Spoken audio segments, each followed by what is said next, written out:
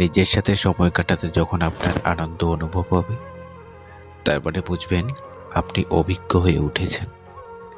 কিছুদিন আগে একটা ঘটনা শুনেছিলাম। বেচারা স্ত্রী আর বাচ্চাকে আগুন থেকে বের করতে পারেনি বলে নিজেও বের হয়নি। অথচ আজকাল মানুষ কত সহজেই ছেড়ে চলে যায়। দীর্ঘদিন সিগারেট খেলে বোঝা যায় এটি কি সিগারেট। দীর্ঘদিন আকাশের দিকে তাকালে নক্ষত্র চেনা যায়, কিন্তু বহু বছর ধরে মার্বেল আকৃতির দুইটা চোখের দিকে তাকাবার পরেও মানুষ চেনা যায় না কখনো। ভাগ্য আপনাকে যেখানে নিয়ে যাবে সেখানে গিয়ে দাঁড়িয়ে পড়ুন। তারপর চারিদিকে তাকান, ভালো করে দেখুন, আর নিজেকে মানিয়ে নিন।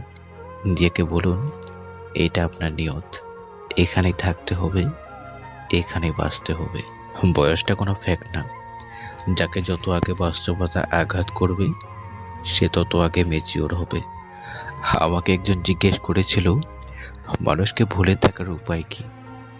তাহলে শুনুন, মানুষকে ভুলে থাকার কোনো উপায় নেই। আপনি যদি কারো মায়ায় পড়ে যান তাহলে তাকে ভুলতে পারবেন না। একটা সময় পর তাকে থেকেই মনে পড়বে, ভালো বা খারাপ যেভাবেই হোক। আমি যাকে আমার সবটা দিয়ে রাখতে চেয়েছি আমি তাকে হারিয়েছি। যারা ছেড়ে চলে যায় তাদের ভুলতে পারাটা একটু কঠিন হয়ে যায়। টাকা আর শখের মানুষ দুটোই তাড়াতাড়ি হারিয়ে যায়। সবাই বলে মানিয়ে নিতে পারলেই জীবন বেশ, কিন্তু মানিয়ে নিতে নিতেই তো জীবন শেষ। তারপর একদিন আস্তে আস্তে সব ভুলে যাব আমার একজন প্রিয় মানুষ ছিল, কিছু স্বপ্ন ছিল, কারো হাত ধরে গোটা জীবন কাটিয়ে দেওয়ার স্বপ্ন ছিল। সব ভুলে যাব, শান্ত জলের মতো শুধু মনে রাখবো নিজের জায়গাটুকু ছাড়া আমার আর কিছুই নেই।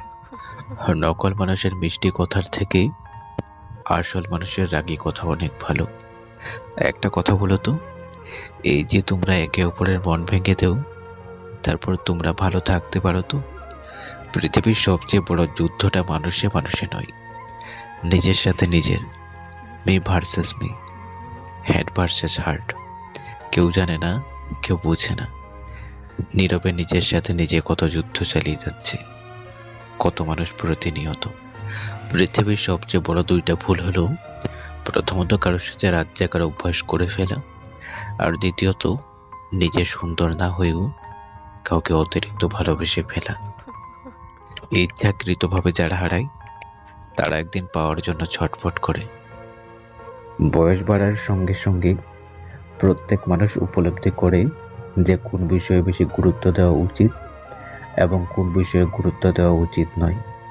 একটা সময় পর আমরা বুঝতে পারি যে আমরা সেই সব অপ্রয়োজনীয় মানুষকে বেশি গুরুত্ব দিতে এসেছি যাদের অবদান আমাদের জীবনে কিছুই।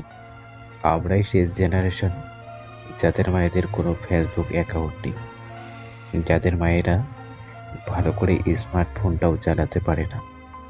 আমরাই শেষ জেনারেশন যাদের বাবারা কখনো কোনো মেয়েকে ইভটিজিং করেনি, যাদের বাবারা সোশ্যাল মিডিয়া বা গেম খেলে সময় কাটায়নি।